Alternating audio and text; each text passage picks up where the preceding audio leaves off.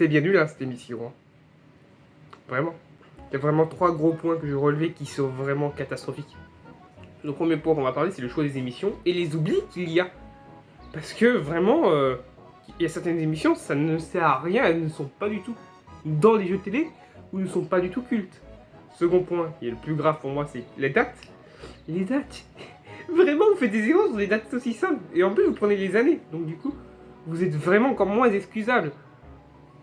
Et dernier point, la qualité globale de l'émission. Vraiment, entre recoupe et, et copier-coller d'autres émissions. Non. On va commencer par le premier point, les émissions qui sont oubliées. On va commencer par les oublis. Et après, on va vraiment mettre ceux qui ne sont pas du tout dans le lot, qui m'ont vraiment marqué. Parce qu'il y en a, ils sont peut-être plus ou moins cultes pour moi. Et je trouve qu'ils ont leur place. Après 30 émissions cultes, c'est quand même large. Bon, pour moi, les oubliés, par exemple, t'as la cible de France 2 entre 2003 et 2007 qui est plus culte que certains trucs que j'ai cités après. Crésus. Laura Lapelle, par exemple. C'était culte, Laura Lapelle. C'était en direct, ça a duré 1 an et t'as vraiment des moments marquants. Avec le téléphone qui se casse la gueule. 100% question, qui est quand même beaucoup plus culte que certains trucs qui a duré assez longtemps. Nous avons aussi d'autres jeux que je suis en train de réfléchir. Ah oui, ils ont même pas mis la version du millionnaire après 99. C'est vraiment lamentable. Vraiment. Qui sont sympas aussi quand même. Alors, j'ai aussi d'autres émissions qui me manquent. Tourner Manège aussi. Il y a Tourner Manège qui manque. Vraiment une émission culte de TF1. Vraiment. Sans déconner. Ils ont pas mis Tourner Manège. Une émission culte de TF1 pourtant, mais bon. Vraiment. Ça fait beaucoup quand même. Un contre-sang aussi, il n'y a même pas. Un contre-sang. Il a eu un revival avec Au pied du mur. Un contre-sang, un jeu culte quand même, beaucoup plus culte. Parce qu'il y a certains trucs qui sont vraiment pas là, quoi. Vraiment. Ils ont même pas mis un contre-sang qui a eu des jeux, qui a une sonore vraiment agréable. Qui a un jeu suspense, qui arrive parfaitement à sa place aussi avec le maillon faible qui veut gagner des millions. Maintenant, on va parler des émissions qui n'ont pas grand chose à faire ici. J'en ai enlevé au moins 3 ou 4. Déjà, on va commencer par Splash. Qui s'en souvient? Parce que pour moi, c'est le pire choix possible. Qui s'en souvient? Ça a duré 2 semaines, en 2013. Ce n'est pas un jeu télé, parce que c'est plutôt un divertissement. Au même titre que Danse avec les stars, Ninja Warrior. Pour moi, que je ne considère pas comme un jeu télé. Hein. C'est vraiment pas la même chose. Vraiment. Ou Danse avec les stars aussi, voilà, comme je l'ai déjà dit, Danse avec les stars. C'est vraiment un truc comme Danse avec les stars. Voilà, ça a des célébrités qui font un défi, mais ce n'est pas un jeu télé. Pourquoi pas Chant de Titulose. Un jeu télé, certes, mais pas culte. Hein. Ça a duré qu'un an sur Virgin 17. Autant dire que pas grand monde s'en souvient. Alors, il y en a peut-être qui ça va être choqué, mais Koh-Lanta, ça n'a pas à faire ici. Je trouve que c'est plus une télé-réalité du même titre que Love Story, Secret Story. Bon, pas les anges hein, quand même, faut pas déconner. Star Academy. C'est plus une télé-réalité qu'un jeu télé. Pour moi, je ne considère pas comme un jeu télé Koh-Lanta. Pour moi, c'est plus une télé-réalité. C'est cité comme tel, donc du coup, pour moi, ça n'a pas à faire ici.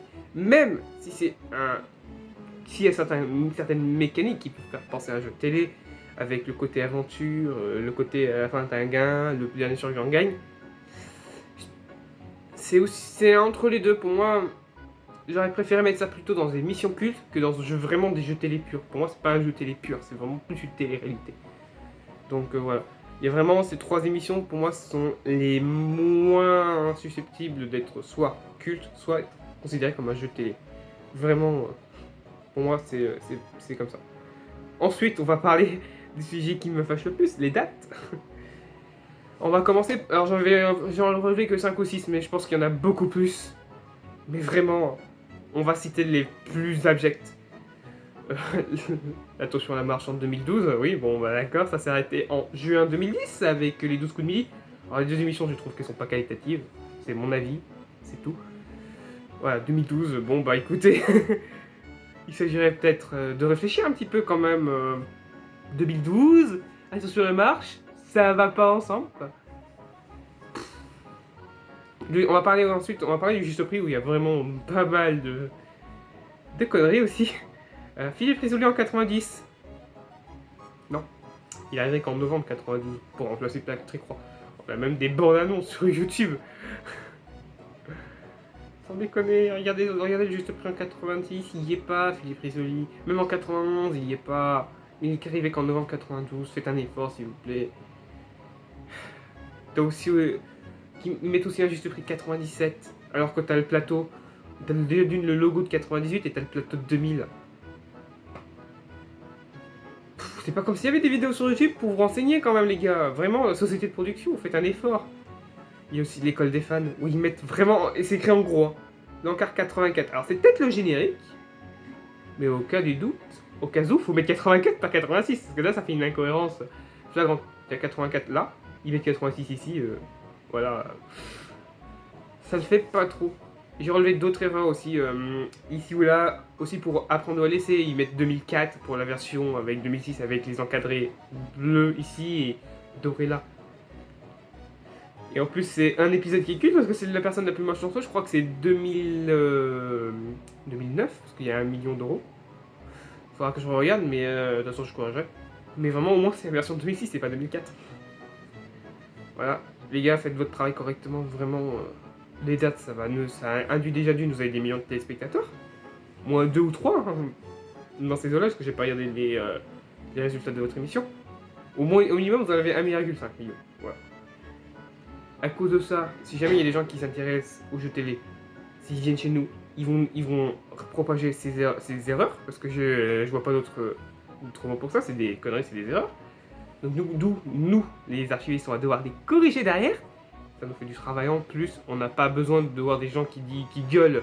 Oh là là, c'est 92. Oh là, c'est pas 92, c'est 90. Il y a la TF1 qui a dit ça. On n'a pas envie de se taper ça non plus, quoi. On a autre chose à faire, par exemple. Voilà. Vraiment des incompétents sur certains points TF1. Vraiment, les sociétés de production sont des incompétents sur les dates. Voilà. C'est pas les plus compliqués à vérifier, surtout sur des jeux cultes. Voilà. Maintenant, on va terminer, je vais conclure avec le dernier point. Apparemment, alors ça, je prends ça avec des pincettes, mais vous recyclez aussi vos propres émissions en prenant d'autres extraits d'autres émissions. D'accord, c'est pour ça que vous avez aussi des archives en qualité vraiment pas ouf, quoi. En mode, vous prenez des vidéos que je suspecte, hein, alors ce n'est que un avis, que je suspecte être prises sur YouTube. Donc du coup, vous allez probablement les bloquer derrière, donc du coup, ça nous fait un coup de pute. C'est le jeu, hein. On assume. Et faire ça, ça fait mal quand même, ça fait chier. On va pas se le cacher, ça fait vraiment chier.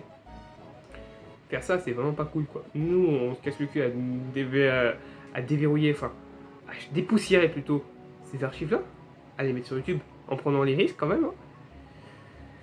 Bon bah écoutez, c'est pas très grave, hein, c'est lundi, mais voilà, vos émissions sont pas qualitatives d'une part, d'autre part c'est bourré d'erreurs, enfin, vous coupez ça en deux, pour un truc qui dure à peu près 1h30, où on a relevé une quinzaine d'erreurs à 20, avec des émissions qui sont pas cultes, des émissions qui n'ont rien à faire dans des jeux télé, Splash, avec le côté pas culte, Koh-Lanta. Ça peut se débattre pour Koh-Lanta, mais pour moi, c'est plus, comme je l'ai dit, c'est plus une télé-réalité qu'un jeu. Mais vraiment, ne regardez pas ce genre d'émission pour vous renseigner. Regardez ce genre d'émission pour plutôt vous marrer et relever le plus d'erreurs possible. Parce que ce genre d'émission n'apporte pas grand-chose, à part des erreurs. Je vous souhaite une bonne fin de journée, enfin une bonne journée ou une bonne fin de journée à l'heure que vous regardez la vidéo. On se retrouvera pour d'autres vidéos sur la chaîne secondaire. Je vous souhaite une bonne journée à tous. A plus!